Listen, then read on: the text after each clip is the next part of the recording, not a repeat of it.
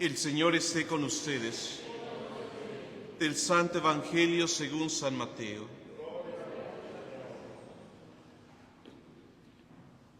En aquel tiempo se acercaron a Jesús sus discípulos y le preguntaron: ¿por qué les hablas en parábolas?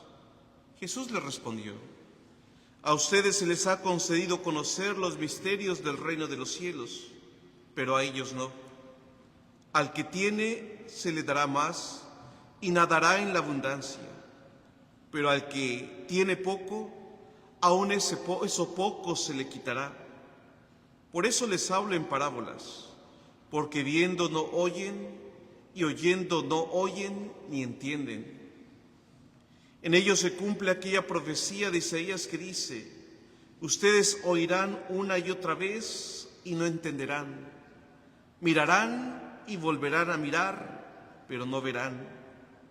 Porque este pueblo ha endurecido su corazón, ha cerrado sus ojos y tapado sus oídos, con el fin de no ver con los ojos, ni oír con los oídos, ni comprender con el corazón, porque no quieren convertirse ni que yo los salve. Pero dichosos ustedes, porque sus ojos ven y sus oídos oyen. Yo les aseguro que muchos profetas y muchos justos desearon ver lo que ustedes ven y no lo vieron, y oír lo que ustedes oyen y no lo oyeron. Palabra del Señor. Siéntense un momento, por favor. Hay un concepto en la vida espiritual que es muy importante, se llama la dureza del corazón. La dureza del corazón es el estado de aquella persona que se cierra completamente a la salvación y a la gracia de Dios. El corazón endurecido es el de aquella persona que no es capaz de reconocer su propio error, su propia pecaminosidad, su propia realidad y situación de pecado, de tal manera que es aquella persona que dice, por ejemplo, ¿yo para qué me confieso si no tengo pecados? ¿Yo para qué me caso si estoy bien así viviendo? ¿Yo para qué voy a la iglesia si aquí con darle gracias a Dios basta? Pero la dureza del corazón no es únicamente de aquellas personas que nunca se acercan a Dios, sino que incluso puede ser la situación de personas que viniendo a la iglesia y participando de la iglesia se estancan, cierran su corazón a la acción de Dios, a la conversión. Y por eso se cumple hoy lo que dice Jesús en el Evangelio: son aquellos que ven, pero al mismo tiempo no ven, oyen, pero no escuchan. En otras palabras, se refiere a aquellas personas que viendo la grandeza de Dios, su misericordia, los milagros y la obra que Él realiza, no son capaces de abrirse para convertirse. Y todos, hermanos, tenemos ese riesgo de caer en la dureza espiritual. Pero hoy de manera especial, hermanos, vivimos una dureza de corazón institucional. ¿A qué me refiero? Como iglesia a nivel mundial, estamos viviendo una crisis tremenda. Yo no sé si ustedes se han dado cuenta, pero hay una crisis tremenda en toda la iglesia. Tal parece que muchos han perdido la fe, incluso obispos y sacerdotes. Hoy, la primera lectura de Jeremías, el profeta denuncia esta realidad terrible, habla de Israel. ¿Sí? Aún recuerdo el cariño de tu juventud y tu amor de novia para conmigo, cuando me seguías por el desierto. Se refiere a Israel, que cuando comienza la alianza con Dios, se deja guiar por Dios en medio del éxodo para llegar a la tierra prometida. Pero ¿cuál es la desgracia de Israel? Cuando llega a la tierra prometida, se instala en su comodidad y se olvida de aquel Dios que la había guiado y que le dio posesión de esa tierra. Se olvida de la alianza, abandona a Dios y comienza a adorar dioses falsos. Y dice aquí algo: los sacerdotes ya no hablan de Dios. Es un examen de conciencia fuerte para nosotros sacerdotes y para ustedes fieles, que nos exijan a nosotros como sacerdotes. Nuestra misión es predicar el Evangelio. Muchas veces y en muchas partes la iglesia se ha reducido a una ONG, una organización no gubernamental, que promueven todo menos el Evangelio, menos la salvación, menos la conversión. ¿Cuántas veces la iglesia se ocupa más, por ejemplo, de la ecología, de programas sociales, de ayudas sociales? Pero se nos olvida hacer lo que nos es propio: la predicación del Evangelio, la conversión. ¿Cuántas veces, por ejemplo, como sacerdotes dejamos de hablar acerca del pecado, de la necesidad de convertirnos, de la existencia del infierno como condenación eterna real para todos aquellos que no se abren a la acción de Dios? La existencia real del demonio que actúa, del mal que está en la sociedad, en el mundo, y la necesidad de volvernos nosotros a Dios para salvarnos. ¿Cuántas veces incluso nosotros como sacerdotes maquillamos temas incómodos para que no se moleste la gente? No se vayan a sentir, hay que ser políticamente correcto. No, hermanos. Las cosas hay que llamarlas por su nombre. El que vive en unión libre vive en adulterio, vive en pecado mortal, apartado de Dios, y si se muere, se condena. Y no lo digo yo, lo dice la Sagrada Escritura. ¿Cuántas veces, por ejemplo, un tema tan delicado como el aborto, hay católicos que están a favor del aborto y pasan tranquila y cachetonamente a comulgar? No, eso no se puede. Una persona que está a favor del aborto, que practica el aborto, lo promueve activamente, no puede acercarse a comulgar a menos que se convierta.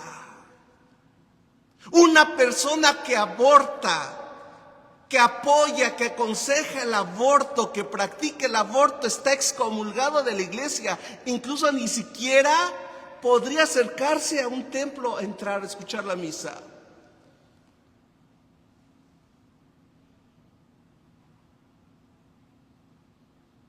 Una persona que vive en adulterio, en unión libre, ¿puede ser padrino? No, no puede ser padrinos.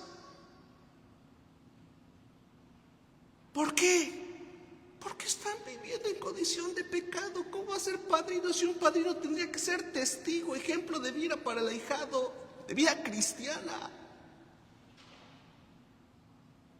Y vamos más aún. Y aquí hasta yo tengo cola que me pise. Un sacerdote no debería de bautizar a niños cuando no hay la seguridad, la certeza de que verdaderamente los papás y los padrinos no se comprometen a educarlo cristianamente en la fe. Fíjense, ¿cuántas veces, por ejemplo, antes del bautismo decimos, vamos a renovar nuestra fe y a renunciar a Satanás y a sus obras? Y se les pregunta, ¿renuncian ustedes a Satanás? Y dicen, sí, renunciamos. ¿Renuncian a todas sus obras, a todas sus seducciones para que vivan la libertad, hijos de Dios? Sí. Y los papás están viviendo en unión libre y no se quieren casar.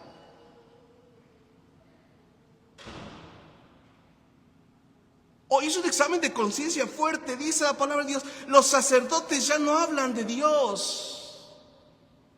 Nosotros como sacerdotes tendríamos que dedicarnos a lo propio, la predicación de la palabra de Dios. Pero ojo, esta denuncia no es exclusiva para nosotros sacerdotes, es también para ustedes que por el bautismo se convierten en sacerdotes, en profetas y en reyes. ¿Cuántas veces los papás no les hablan de Dios a sus hijos? ¿En qué estado de abandono tenemos a nuestros niños, a nuestros jóvenes? Es tristísimo, es lamentable, es deplorable. El día de mañana vamos a derramar lágrimas por todo lo que no hemos hecho por nuestros hijos.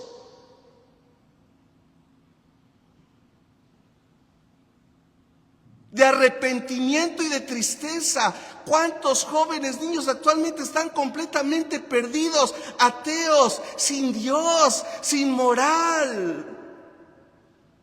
Jóvenes que no entienden la distinción entre el bien y el mal, con el silencio cómplice de los padres de familia. Detrás de un tengo muchas cosas que hacer.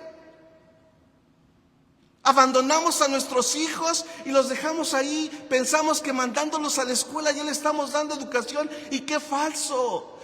Procuramos darles lo mejor materialmente y qué bueno, pero los abandonamos psicológicamente, emocionalmente. Nunca en la historia de la humanidad se habían visto los niveles de suicidios entre los jóvenes, entre los adolescentes, entre los niños. Cuánta depresión hay en nuestros niños, en nuestros jóvenes. Cuántas horas se pasan nuestros niños, nuestros jóvenes en el celular, en la tablet, ¿haciendo qué? Ahorita en tiempos de vacaciones, ¿qué hacen nuestros hijos? ¿Qué hacemos con nuestros hijos? A veces pensamos que educarlos en la fe es mandarlos al catecismo, y pensamos que con mandarlos 1, 2, 3 años al catecismo ya cumplimos. No, papás. Fíjense lo que dice hoy la palabra de Dios. Espántense, cielos, de todo esto. Horrorícense y pásmense, porque 2 maldades han cometido ustedes, mi pueblo. Me han abandonado a mí, que soy manantial de agua viva. Dice lo que dice Dios. Me han abandonado a mí, que soy manantial de agua viva. ¿Por qué el mundo está como está? Porque nos hemos apartado de Dios. Le hemos dado la espalda. Dice, y se hicieron cisternas agrietadas que no retienen el agua. Una cisterna llena de grietas no retiene el agua. Entendamos esta palabra de Dios en el contexto del desierto. Me dejaron a mí en medio del desierto, yo que soy un manantial. Y se hicieron cisternas llenas de grietas, ahí donde echan su agua, pero no retiene. Y puesto que se han alejado de mí, el precio es la muerte. Hoy la palabra de Dios nos dice, no endurezcan sus corazones. Hagamos un examen de conciencia serio, sincero, ustedes como pueblo, yo como sacerdote, en acercarnos a Dios. La dureza de corazón comienza a destruirse cuando reconocemos con sinceridad y humildad quiénes somos, con nuestros defectos, con nuestros pecados. La misericordia de Dios actúa en el corazón que se deja amar, tocar. Decía al principio, como iglesia muchas veces nos hemos ocupado más de las cosas del mundo que las cosas de Dios. Tenemos que recuperarlo. Tenemos que recuperar nuestra misión esencial, es evangelizar, anunciar a Cristo, dar la salvación. Si la iglesia no lo hace, si no lo hacemos nosotros, ¿quién lo va a hacer? Que el Señor nos dé esa gracia. Hoy la Santa Misa que estoy ofreciendo es el esquema que se llama para pedir el perdón de los pecados. La oración colecta de inicio era fuerte, dice, así como tú hiciste salir agua de la roca para darnos vida, haz que de nuestro corazón derramemos lágrimas de arrepentimiento. ¿Para qué? Para que arrepentidos, convirtiéndonos, podamos obtener la salvación, hermanos. Porque el infierno existe y no está vacío. La condenación eterna existe. Y hay quien dice, no, ¿a poco Dios castiga? Dios no castiga. No, claro que Dios no castiga, pero Dios no da su perdón a aquel que no se arrepiente. No hay cielo sin arrepentimiento y sin conversión. Pidámosle al Señor en esta misa esa gracia. Que así sea.